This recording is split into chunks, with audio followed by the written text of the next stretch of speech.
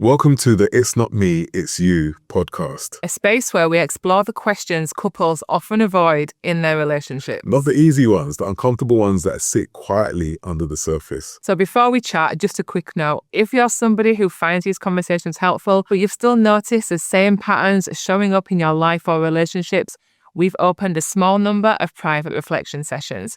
Click on the link in the details. Also, just to say, there's no right or wrong. This is simply an opportunity for us and you to travel through the tougher questions that come up from time to time, the ones we're often too afraid to ask. And if you've found your way here and you're enjoying the conversations, please subscribe, share the podcast, and turn on notifications so that you don't miss out on future episodes. You can also drop your questions in the comments below and we'll do our best to explore them.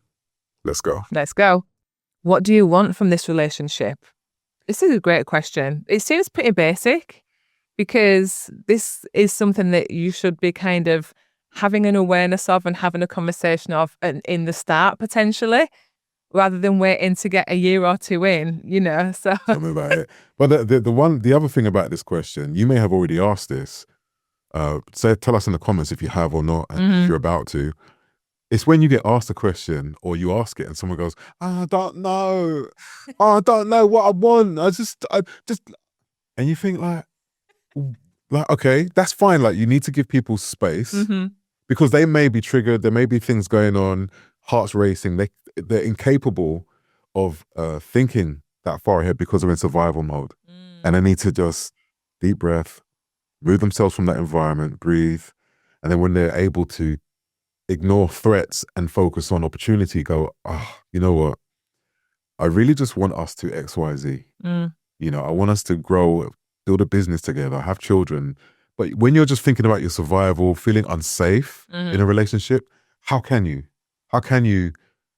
communicate what you really want from the relationship? But it's such a great question and it's so simple. Yeah, you said threats though. What threats are you talking about? I just want to talk to my partner about what do you want from this relationship. Like, I'm not threatening. I'm very nice. I'm very gentle. We're having a nice conversation over dinner. So what's really going on? What do you mean by threats? Like, I'm not a threatening person. Well, that's just it. Maybe you've been triggered by something that's an old, response. It's an old trauma response that's unprocessed. And you may see a behavior, you may hear something, it makes you feel unsafe in that moment. And suddenly you're transported to being 5 years old and something happened. And you think, why am I thinking about that? It's that thing where you experience something and maybe you're aiming for something and you're not successful with it. You don't achieve the goal that you set out for. Yeah. And then suddenly everything else that you may not have gone your way replays. Why am I thinking about that thing from like 5 years ago or when I was 15? Like all of those emotions come from, because that's just how our nervous system works. It's keeping us safe. It says, there's a similar thing going on. I need to keep you safe, survive. And so you're operating from a place that doesn't allow you to make the most of your choices. Your choices are not serving you in the best way. So how can you become more aware? And it's awareness. Awareness is key. Everything's awareness and communication. So going back to the question, everything's related and everything is linked. So it might seem like we're going off on tangents, but we will always bring it back because it is all linked. But what do you want from this relationship? It is so important to have that conversation to ensure that you're on the same page. And also, don't be afraid of asking that question because some people get quite scared of it because you might scare the other person off. But in reality, how are you going to communicate where you're really at? How are you going to know where the other person is at? How are they going to know where you're at if you're not having that question? And what I would say to people, especially women, I think women can get quite scared about this. Like, the old kind of saying, where is this going? And it's like pressure and all this stuff. But if you want it to go somewhere and the other person runs, they're not your person. Like, that's okay. Cut them off and keep it moving. Find someone else. Just always honor yourself, because if you are not honoring yourself, you're not going to be happy anyway. And if you're just putting up with a kind of situationship that is not a relationship, but you're hoping it turns into something more and you're not having that conversation, you're never going to get what you want anyway. So you're always just keeping yourself stuck in that place. And you brought up something that we notice comes up often, which is, people are afraid to ask these questions. Again, connecting maybe to old trauma around rejection. if they don't like what I say, they're going to leave me. Yeah, exactly. Then you start having to ask yourself, Mm-hmm. am I lovable? Mm. What's wrong with me? When it's nothing to do with that, they're just not aligned. They're not the right person for you, and that's okay. But in that moment, because you're already doubting yourself or questioning your sense of self-worth, you're thinking, here we go again. Mm-hmm. Start feeding that old narrative, I'm not lovable, rather than looking at the truth of the situation or looking at it through a different lens, which is, actually, if I'm not with that person, there's space to find the right person for me. Yeah. And there's space to maybe just enjoy loving myself for a bit. Mm-hmm. You know, go traveling solo. Yeah, absolutely. Go working out, go new hobbies, new friends, But if you're locked in a heavy, toxic relationship with someone that doesn't love you and you're scared to even ask, right, it's a self-inflicted prison sentence. Exactly. And that just goes to show that you're not being yourself. You're not being able to ask a simple question in a relationship. So if that's at the start, how are you going to get down the line with this person, asking more difficult things if you need to, asking for help when you need it? Because asking for help isn't always easy. And if you can't even start with a real simple, basic question of, what do you want from this relationship? Then, you know, you're not going to progress anyway, in my opinion. And then you start layering children, mortgage, other financial commitments, family, built on that foundation. Yeah. And it's not a strong foundation. So, great question to ask. What is your ultimate vision for us? I love this question. You know, I love this question because some people may think that it's very similar to the question before, whereas the other question is about giving yourself permission to just be honest about what you want without thinking about anything else, anyone else. What do you want? What are you getting from it? You know, why are you even here? Exactly. This is about, well, when we come together, what can you see happening? You know, and I like that. I like that a lot. Yeah, it's great. What does vision mean to you? The future, the unseen. And people say, you know, the future's not a real thing, it's just a concept. And yeah, but no, I feel that you manifest what you visualize. Yeah. And so when absolutely, if you're visualizing, they're going to leave me, this is going to mash up, they're not right, you're going to attract that. And I feel like if you're thinking, okay, how can we grow? Yeah. What's my vision? Okay, we come together, we build family, we build business, you know, we build abundance. Thinking in that way, then you start to slowly attract or stay open to the opportunity to move forward with those steps to where you want to get to. Absolutely. Great point. And like you just said about vision as well, it's about where you want to go moving forward. And that is exactly how we are sat here right now, where we are in this amazing studio in Sydney, because I always knew that I wanted to live here and I wanted to be here, and it's a great city. And you'd never been, and we visited a year ago on our anniversary, and it just felt right. And then a year later, we made it happen because we put things out into the universe. We gave a vision and we had goals, and we just set ourselves little goals. How it came about is not at all what I thought would happen, but you just need to be open to all opportunities and possibilities. Yeah, I feel like in life, you know, we see all the time how it's so easy to forget that there will be challenges. Yeah. But if you can create a mechanism for healing yourself and finding ways to unpack where you are with each other. Yeah. When you set goals, you minimize the friction when it comes to taking those steps towards them. Yeah. And that's why I love that question about, you know, what actually, where do you see us both? Yeah. And it's important to have a vision and a joint goal, because then you know what you're doing on a day-to-day basis. If you don't have a vision or an idea for what you want, you're not setting goals. So you might just be going stagnant, not really doing anything with your life, feeling like you're kind of losing energy and not really moving forward because you've got nothing to move forward towards.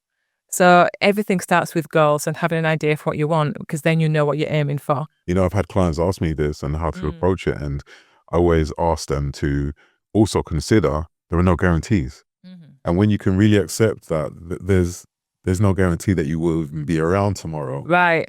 Exactly. Oh gosh. That's huge. Say that again. You don't, because what I feel has come up for clients I've worked with, or people I've worked with and that have had this discussion around letting go of this sense of certainty, is it makes you appreciate the present a lot more. You go, wow, well, I don't know what's going to happen next. This is what I'd like to happen. Right. But before we even get there, let me celebrate you. Let me celebrate us. Let's celebrate, you know, how we're winning. Right. You know, let's talk about those tough things and how we can fine tune and heal and move things forward. But let's make the most of now, because one of the biggest challenges and questions that comes up is, you're taking me for granted. Mm. You know, people just take it for granted. They're still going to be there tomorrow, Right. 5 years from now, 10 years. Mm-hmm. You don't know. You think Yep. everything's fine, and then you go back home and then the house is cleaned out. There's no one there, and there's a little note. Yeah. If you're lucky. And, you know, I thought everyone was going fine. What's going on? yeah, it's scary because there's a lot going on if you're not talking about it, or if you're not even tuned in enough to your partner to even pick up on subtle things, because there will be some hints or tips or slight change in behaviour. It's not often it's just going to be completely out of the blue overnight unless there's something more severe going on underneath, you know, and that also like really seriously needs addressing as well. But the clues might be there. You just need to be aware of it to be able to figure it out. And the thing is as well, when we're talking about vision, and like you've just said, nothing is guaranteed. Tomorrow is not guaranteed. Anything can happen and change at any point, but you always need to remember that you will always be okay no matter what. Like, we're great now, but, you know, one day, like, you might wake up and decide this isn't what you want anymore. I might be heartbroken, but I'd be okay. I'd deal with it because life goes on and we're resilient enough to move on. And you just need to know that nothing is guaranteed. You know, even if you're happily married with all your children, one day all your children will leave. That's what they're meant to do. We don't have children for them to stay at home and feed us and for us to live our lives through them. Your children will leave and prosper and hopefully go forward and have great lives. So you might be an empty nester. What does that mean for you? And, you know, I have a lot of women that I work with, a lot of clients that are at that time and they're like, gosh, I don't know where's my life gone? I don't know who I am. I don't know what I want to do. I haven't got my friends that I used to have, because you pour yourself into your family, rightly so, but you always need to come back to yourself because you are all you've got at the end of the day. You come in alone and we leave alone. So that's it. I hear you. Mm-hmm. Are you actually happy with me or just comfortable together? Wow. And we touched on that, taken for granted. Mm-hmm. And Yeah. Fair. That's a great question to lead with that because, wow. That is, again, it comes back to awareness. It's about knowledge of self. Am I actually happy? And do I still want to be here? Are you actually happy? Do you still want to be here? And are we happy together as individuals and also with our shared goals and vision, as we've just discussed? Or is it just purely comfort? Is it just like that old pair of slippers that you're so used to wearing? You're not even questioning anymore. Where are the holes? These are really old now. I deserve something better. They're not serving me well. They're not treating me well anymore. It's about figuring out, where are you really? Because if you're growing in a relationship and you wanted to strive more, you're starting a business, you're reading more, you want to explore more, do more travel, and your partner doesn't, those things can really have a negative effect because they might feel like, who are you? Who do you think you are? You're doing all these things. We don't do that. We have one holiday a year and we go to the same place, whereas you want to explore and do a bit more. It doesn't make you a bad person. Maybe you just have outgrown each other. And I've seen that time and time again, and I've experienced that myself. And it's perfectly fine to have that level of conversation because, like I said before, we are all we've got. You know, this word happy, I've heard come up a lot. And for me, happiness is just a fleeting emotion. It comes and goes. Mm-hmm. So what's your definition of happy anyway? You know what I mean? And that's a great question. If you don't even know what happy means to you, how are you going to communicate that to someone? How are you going to get aligned on a joint, definition of what that means? Yeah. For me personally, it's about peace, just feeling at peace with choices and so on. Acceptance. Yes. With consistency. And also acknowledging it's going to be uncomfortable along the way. Yeah. In that journey towards it. But being careful not to take each other for granted is a big one. And have you ever felt like, for those of you at home, have you ever felt, whether it's in a relationship or not, someone just taking, yeah, they'll do it. It'll be fine. Give it to so-and-so. Give it to, they'll do it. Give it to Mandy, they'll do it. It might be at work. Just like a sense of entitlement. Yeah, entitlement. Over your time, your energy, your life, and everything around that. And it's like, how can we stop doing that? How can we stop ourselves from doing it to other people and stop it happening to us in our relationships if we're not communicating? Yeah, absolutely. And then moving on from the happiness, what does that mean to you? And like you've said, that might change and it's not consistent. It's impossible to be happy all the time. So you need to be okay with the uncomfortable parts, but overall, is there still a happiness between us? And are we happy? Or are we just comfortable here because we're just part of the furniture? This is a life that we've created, but have I actually changed now? Have you changed now? And do you actually want something different? And that's a great question to have as well. It might be scary, but that's what we're here for. That's an uncomfortable question. Are we just comfortable? What are we even doing anymore? We met 20 years ago. I was a very different person back then. You know, having those levels of conversation and just be flexible with what the answer might be. So many people are together because it's convenient. Absolutely. Because it's status, because it's money, because it's what my family expects culturally. Right. And so I'm worried about what other people think. And so much of your relationship is about everyone else but you and your actual partner. Yeah. So what do you, again, back to previous questions, what do you really want from the relationship? Why are you really here? Yeah. And having those, and people may think, why wouldn't you have these conversations before you get into a relationship? There are so many questions. You know how much time it will take it's an ongoing process, Exactly. right? I mean, what are your thoughts? Ongoing, it changes all the time. And you need to be able to have these questions at any point in your relationship. Nothing's got a time limit, and also nothing's got an expiration on it. Apart from your relationship itself, might have an expiration, or the version of you that first met your partner might have expired now because you have changed. But it's all about being able to have these conversations at any point, because they're not time or decade specific. It's not, this question is only appropriate for when we want children. No, you might have just met someone and you're getting on well and you want a future together. You might not want children for 5 years because that's not in your plan yet. However, have the conversation now, because it will also tell you a lot about your partner. It will tell you their values. It will tell you if they even value family. It will tell you maybe what they're willing to give and what they're willing to dedicate. It will tell you their approach on mindset, whether or not you need to be a stay-at-home parent or whether you are both going to go to work and put your child in childcare.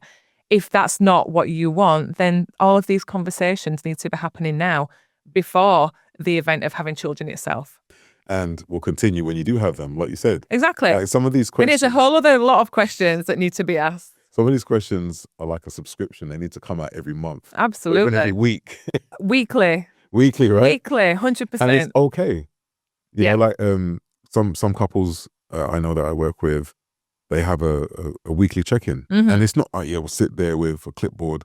It's go for a coffee somewhere nice, go for a walk, sit down on a bench. I love that. And say, what's been irritating the life out of you? What have I been doing that's getting on your nerves? What have I been doing that you love, and what would you like us to do? Right. You know what I mean? Real simple questions. Great again. questions. And just checking in like that with consistency, it's like pennies in the bank. Yeah.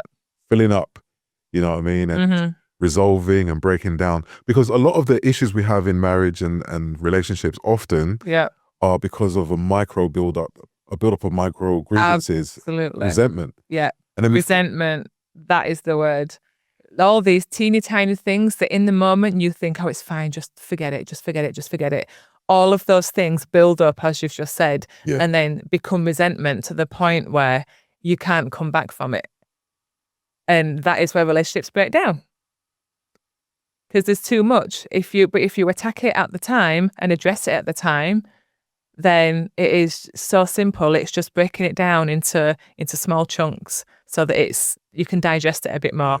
Not a massive conversation where you're both so resentful that you're just going straight to divorce, for example. Yeah. If you're married.